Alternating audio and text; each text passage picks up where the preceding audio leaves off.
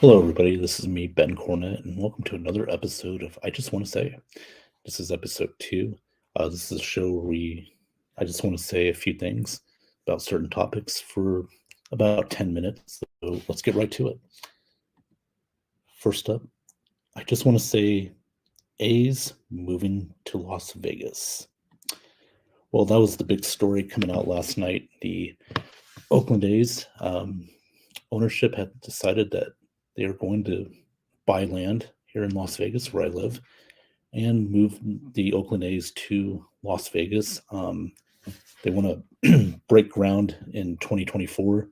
They have the plot, everything to build the stadium around, and should be ready by 2027. So this is not really a surprise. I mean, the Oakland A's have talked about moving for a while now. They tried to get a stadium out in Oakland. Um, I'm not going to get into the political stuff about that because um, I'm not going to take too long. But basically, what it's saying is that the city of Oakland just does not want to spend money on a new stadium. Now, it's disappointing for the fans in Oakland. Um, Obviously, they've had this team for since the 70s, or I believe since the 60s. I'm not sure, but they've had great teams in the 70s. Obviously, it starts with Reggie Jackson, Raleigh Fingers. Then it went to the 80s and 90s with Ricky Henderson, Jose Canseco, Mark McGuire, Dave Stewart, and then in the 2000s with Jason Giambi. They've had some great teams in the past.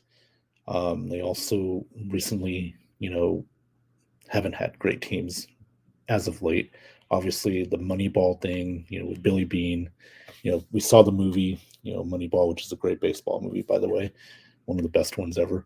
Um, you know, it kind of reminds me of the situation with the Seattle Mariners back in '95. They're actually this close to moving out of Seattle, but they had a great playoff run that year.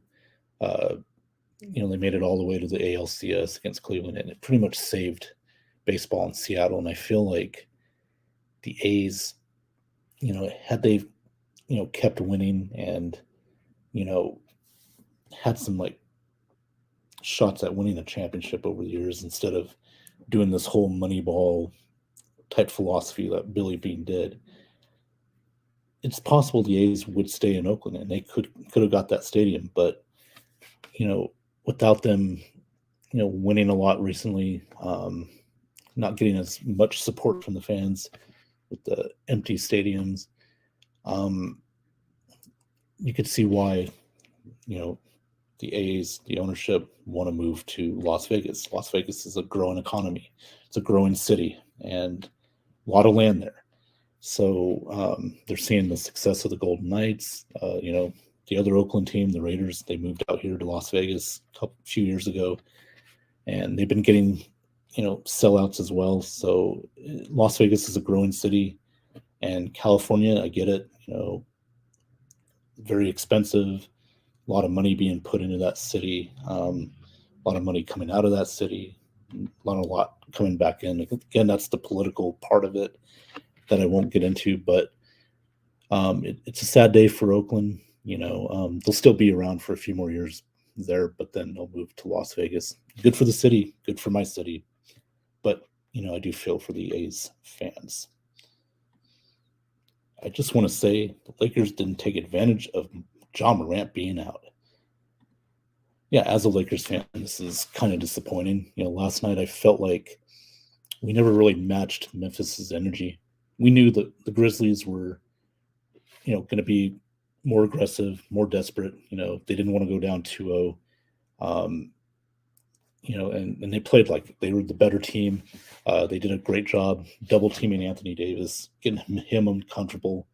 Um, one thing about the Lakers is they don't like physicality, and they are a finesse team. Despite Anthony Davis being 7 foot tall, he's not the most aggressive guy in the world. He does not a big fan of the physicality.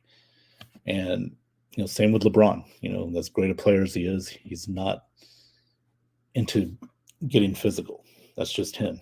That's just the nature of the NBA nowadays. But to Memphis's credit, they were more aggressive.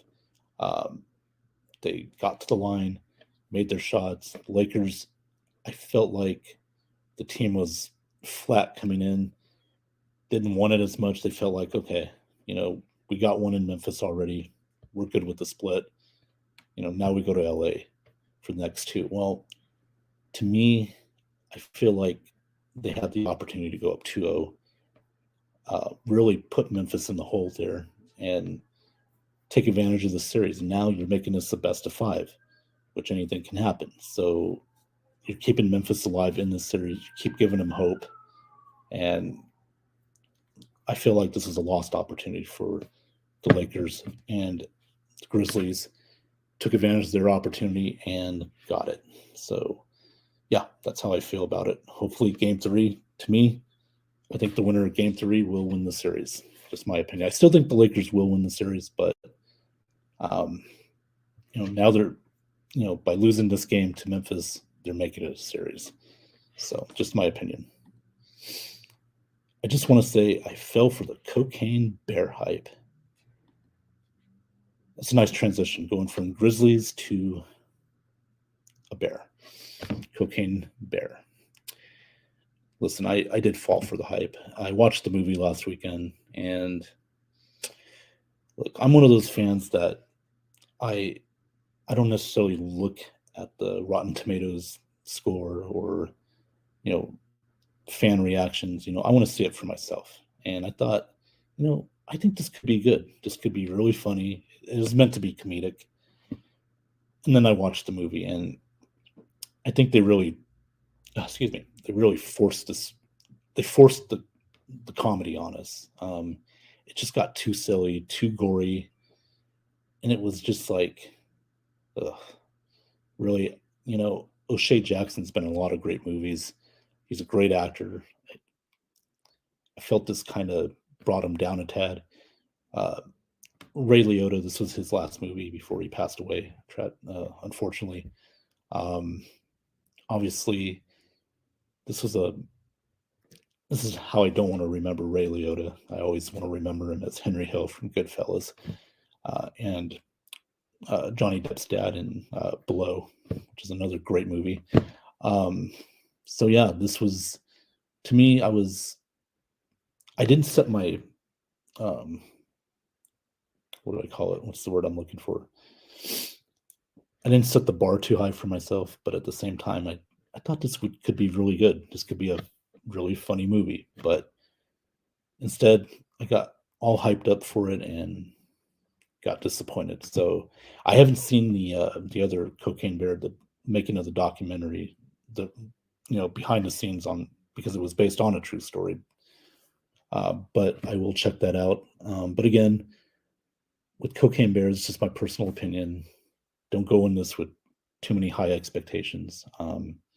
If you like the gory slapstick humor, then you'll probably enjoy it. But for me, I felt that this movie, the comedy was too forced. The actors were trying to be too comedic with it, and for me, it just fell flat. I just want to say final thoughts. My final thoughts are, again, if you love movies, don't always go by the critics. Just go by your instincts. And, this time the critics, a lot of them were right. Sometimes they could be wrong, though. So, like I said, watch what you want to watch. Enjoy the movies because you want to enjoy it. Check it out first. Always give it a try. And you might like it, you might not. So, with that being said, it is time for me to go. But I just want to do another episode. I just want to say, and we will have another episode soon. So, take care, guys, and